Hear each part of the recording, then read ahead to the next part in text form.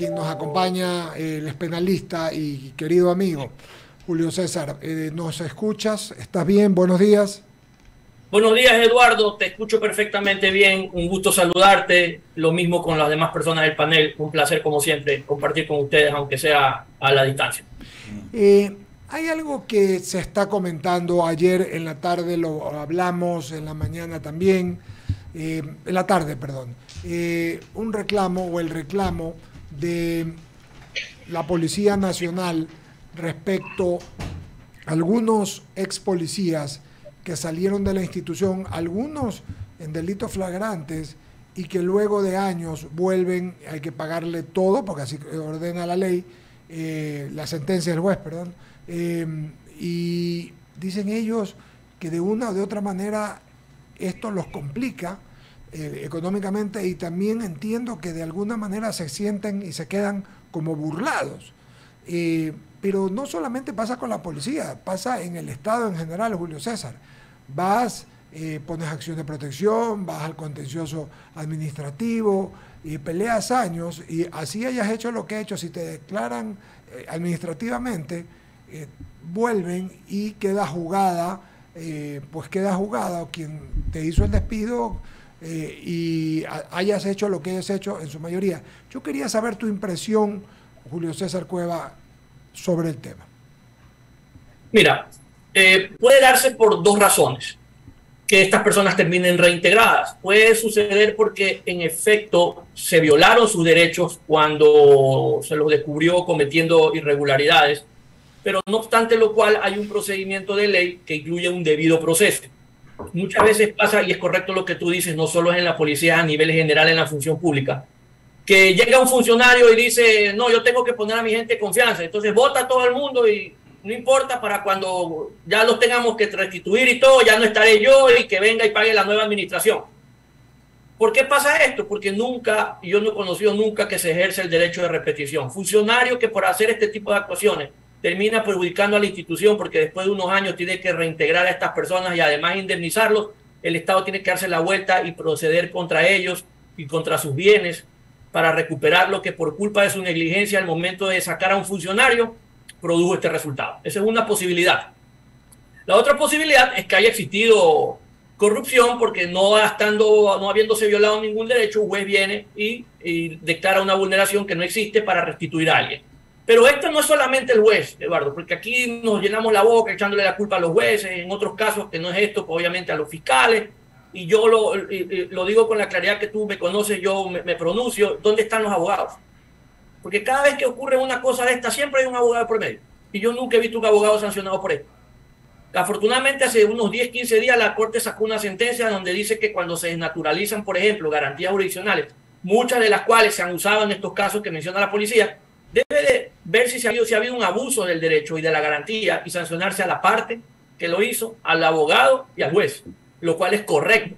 Que siempre termina todo en el juez, y muchas veces, y lo dice el comandante de la policía, si tú escuchaste sus declaraciones, dice, se repiten los abogados, se repiten los juzgados, se repiten los jueces. Es decir, la policía ha hecho un trabajo interesante de inventario, una especie de auditoría procesal para determinar en estos 286 casos cuáles son las coincidencias, para, como ellos lo han mencionado, y espero que así sea, presentar las acciones administrativas y judiciales para hacer que estos funcionarios, de ser el caso que amerite, sean sancionados. No descartes lo que te mencioné al principio, que hayan habido incorrecciones al momento de separarlos, ¿verdad? Y eso sirvió para que los restituyan. Si ese es el caso, el juez ha actuado correctamente, muy a nuestro pesar. Ahí en todo caso lo que procede es que el Estado se dé la vuelta y busque al funcionario que causó este perjuicio cuando sacó a esta persona violando sus derechos, sabiendo que en algún momento esto iba a pasar, es decir, que lo iban a restituir. Perfectamente, queda muy claro, y la policía ha protestado por el asunto, lo ha dicho, y lo que dices tú también respecto no solo a los jueces, sino también a los abogados, tienes toda la razón. Jaime Velázquez está en plataforma y sigue con la entrevista, por favor, Jaime. Sí, cómo no, Eduardo, la verdad, un placer, Julio César. Pero, a ver, te comento que, si bien es cierto, lo que se está tratando en estos momentos es justamente este reintegro de los policías que han sido, en muchos de los casos, descubiertos en actos ilícitos, es decir, o haciendo delitos, digamos, contra la sociedad, o siendo en un momento dado coimados, o un tipo de delito que realmente está tipificado en la parte penal, pero no existe un seguimiento por parte de la Fiscalía en este tipo de casos. Y la verdad es que eso se ha hablado varias veces y se dice, ¿por qué no se sigue en la Fiscalía un procedimiento? O sea, se denuncia en la Fiscalía. Pero te voy a dar el caso de la CTE. En su momento, yo saqué algunos oficiales por su mal comportamiento y fueron reintegrados a los 10 años. Y eso sí es verídico, ha pasado. Es más, aquellas personas que en un momento dado se alzaron contra Guayaquil en su momento. Entonces, y fueron sancionados, pero a su vez son reintegrados luego de haber pasado un proceso inclusive penal. Entonces, la pregunta es ¿qué es lo que está sucediendo con la jurisprudencia en el Ecuador? Porque no se entiende la sentencia de un juez. Y te soy honesto y sincero, por más que le digan, no, es que los jueces no tienen la culpa. No, sí tienen la culpa. Están buscando la manera de justificar lo injustificable. Y buscan una arducia jurídica para justamente reintegrar a personas que no se merecen el reintegro, sobre todo en ¿cómo se llama? La fuerza pública, porque es donde más corrupción existe en un momento dado, o son los que están más expuestos a esa corrupción. No sé cómo tú lo veas, Julio César, y de qué manera acabar con esto, cambiar la ley. Mira, como te decía al principio, hay de todo. Hay casos en donde sí es responsabilidad del juez, porque siendo tan evidente que no hay una violación de derechos, que el proceso se siguió como debía seguirse, que hubo la evidencia suficiente, van y declaran lo contrario. Ese juez tiene que ser sancionado. Pero hay casos en donde el juez sí se da cuenta de que realmente las cosas se han hecho mal. Te lo digo por conocimiento de causa. Hay instituciones en donde, aunque te parezca mentira, los que tienen que seguir los procedimientos administrativos para sancionarlos, ¿saben lo que hacen? Los hacen mal a propósito, por este malentendido espíritu de cuerpo. ¿Sabes lo que dice el funcionario? Tranquilo, tengo orden de sacarte. Te voy a sacar, pero voy a violar estos plazos, estos términos, voy a hacer esto, de tal manera que de esto es lo que tú te vas a agarrar. Cuando el juez llega y le dice, pero si esto, el juez tiene que declarar que en efecto se violaron derechos. Lo que el juez no sabe es que se violaron a propósito, porque había un contubernio con alguien que tenía que llevar el trámite adentro. Eso parece mentira, pero esas cosas pasan.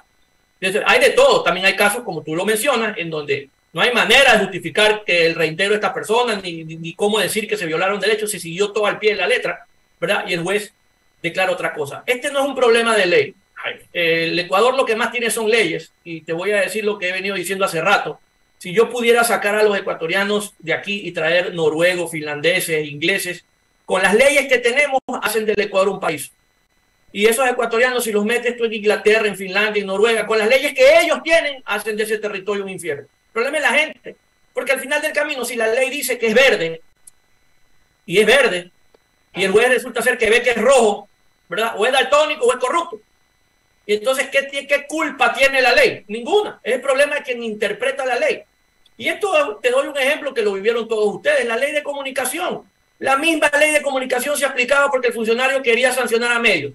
Cambió el funcionario, cambió la mentalidad, con la misma ley no sancionaron a ningún medio de comunicación. Entonces, el problema no era la ley, era el funcionario.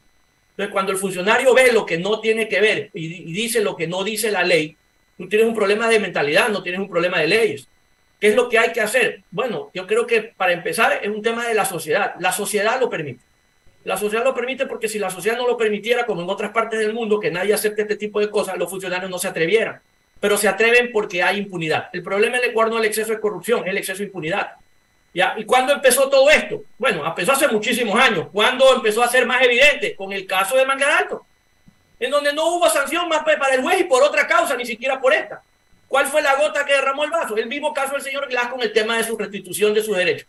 La Corte, un día antes, como que hubieras adivinado, saca esta sentencia que espero que empiece a aplicarse, en donde dice se sanciona a las partes, a los abogados y a los jueces que violenten y abusen del derecho y de las garantías. La pregunta es, ¿y si no se aplica, qué se hace? Ahí tienes tú una jurisprudencia que, siendo buena, si no se aplica, es como que no existiera. Te tiene que cambiar la mentalidad del funcionario. Mientras eso no cambie, ¿verdad? No va a cambiar nada. Ahora, si la policía denuncia al Consejo de la Judicatura estos jueces, pero el Consejo de la Judicatura tiene un interés político, ¿sabes cuándo van a sancionar a esos jueces? Nunca. Porque muchas veces los cogen de rehén. Yo te aguanto esto, yo te espero en esto, pero ¿sabes qué? Ya ese juez queda sometido a que no me van a hacer nada siempre y cuando yo cumpla disposiciones. Desgraciadamente así funciona este sistema. Y funciona porque quien pone a alguien cree que le deben y al que lo ponen cree que debe. Mientras el ecuatoriano no cambie su mentalidad y se dé cuenta de que tiene que exigir lo que no exige, esto va a seguir pasando. Entonces, más que leyes, creo que es como sociedad tenemos que empezar a presionar para que la gente empiece a hacer lo que tiene que hacer. Y así es como tú has visto que muchas veces por presión de los medios o de las redes es que se obtienen ciertos resultados. Y eso en un momento dado también tiene que verse reflejado, por ejemplo, en las urnas. Si la gente no refleja esa voluntad en las urnas, ¿verdad? A propósito de lo que se nos viene en los próximos meses, no sirve absolutamente de nada. ¿Por qué? Porque estás reciclando a esta gente que tiene esta misma mentalidad. Entonces nos podemos seguir quejando, pero no vamos a resolverlo porque desgraciadamente estamos sometidos a los gerentes propietarios caciques de los partidos políticos que nos viven reciclando a esto, que lo sacan de aquí por corrupción acá, y nos quejamos del policía que es restituido, pero que ellos son el ejemplo y el reflejo de lo que es la sociedad en general, desgraciadamente. Qué lástima esas palabras, mi querido Julio César. O sea, las entiendo y las comprendo, pero realmente estás como en una sociedad podrida, en pocas palabras, y cambiar eso de ahí nos va a costar generaciones, no solamente un poco de años, ni en esta elección. O sea, realmente cambiar esta situación va a ser complicado. Yo lo decía alguna vez, que cambiar una conducta toma generaciones enteras. La pregunta del millón es, ¿tú crees que hoy en día van a cambiar esa conducta? Porque la verdad es que no creo, te soy honesto, no creo que vaya a cambiar. No va a cambiar. No va a cambiar porque el ecuatoriano es echa la ley, echa la trampa, tú no sabes quién soy yo. Ese es el eslogan del ecuatoriano, el que piensa que no es posible que haya habido corrupción, pero se está pasando la luz roja, ¿no? Y pues eso no es corrupción porque se la está pasando él. Pero cuando él no se la pasa y se la pasa el otro, no es posible, que irresponsables que son. Y tú tienes toda la razón, esto va a tomar generaciones. Los países que hoy por hoy, acuérdate tú, los tigres los famosos 7 tigres de Asia, no fueron de la noche a la mañana, tomó 25 años, pero 25 años con la mística del Oriente, pues con la mística que tiene esta gente. Con la nuestra toma 4 generaciones, y cada generación de 25 años te va a tomar 100 años. Esto es desde que se funda la República, pero en algún momento tienes que empezar, porque la otra solución te voy a decir cuál es. La otra solución es que venga alguien con una actitud dictatorial, ¿verdad? Y haga toda la fuerza. El problema, ¿sabes cuál es? Que cuando eso ocurre, vienen los excesos. Fíjate tú el caso del señor Bukele, todo el mundo lo aplaude, 90 y pico %, y dijo, bueno, ¿sabes qué? La verdad es que lo estoy haciendo bien, me voy a hacer reelegir. Pero la Constitución, bueno, me voy a hacer reelegir aunque la Constitución diga lo contrario. Hoy ya se empieza a conocer que ha habido gente que siendo inocente ha terminado presa por tener un tatuaje y nunca han sido pandilleros. Entonces, ¿cuál es el problema de tener un gobierno dictatorial? Es que se cometen estos excesos. Pero es una cosa u otra. O cambiamos con el tiempo, va a tomar mucho tiempo, o alguien viene y nos impone las cosas por la fuerza. No nos va a gustar, pero a veces, créeme, a pesar de que yo soy un demócrata, pienso que si lo queremos de manera inmediata, no queda de otra. Mira, solamente voy a hacer una retrospectiva de lo que sucedía hace algunos años atrás en el Ecuador. Había Alfaro de Carajo, la guerrilla estaba bastante complicada, y se tomaron ciertas decisiones en el gobierno de León Férez Cordero. Y después fue, te diría, inclusive hasta enjuiciado y toda la cuestión, porque efectivamente la gente, pues, esas son las consecuencias de tus actos en el poder. Pero lo que voy es, no se necesita esa mano de obra hoy en día en donde aparentemente los derechos están para los victimarios y no para las víctimas, donde efectivamente se ve que la justicia está cegada y no está equilibrada, donde efectivamente el ciudadano no se siente protegido y más bien lo que siente es temor de hacer lo correcto, porque efectivamente la corrupción es tan alta y tan fuerte en el Ecuador que lo que buscas es una manera para evadir los controles. Esas reflexiones, esos análisis que en un momento dado se hace, alguna gente cuando nos escucha, es decir, ¿qué hacer? No necesitamos una mano de obra tan fuerte que permita un viraje real, porque si vamos con la literatura y garantía y todo lo que se ha hecho últimamente, vemos que el resultado es negativo. Bueno, es que si tú me preguntas, lo único que se requiere para resolver el problema de manera inmediata es mano dura. Ahora, los tiempos son distintos. Si tú me preguntas a mí con qué lidió León Férez Cordero, lidió con 5 o 6 mozalbetes aniñados que se creían revolucionarios porque era lo que estaba de moda, pero eso no es lo que tú tienes ahora.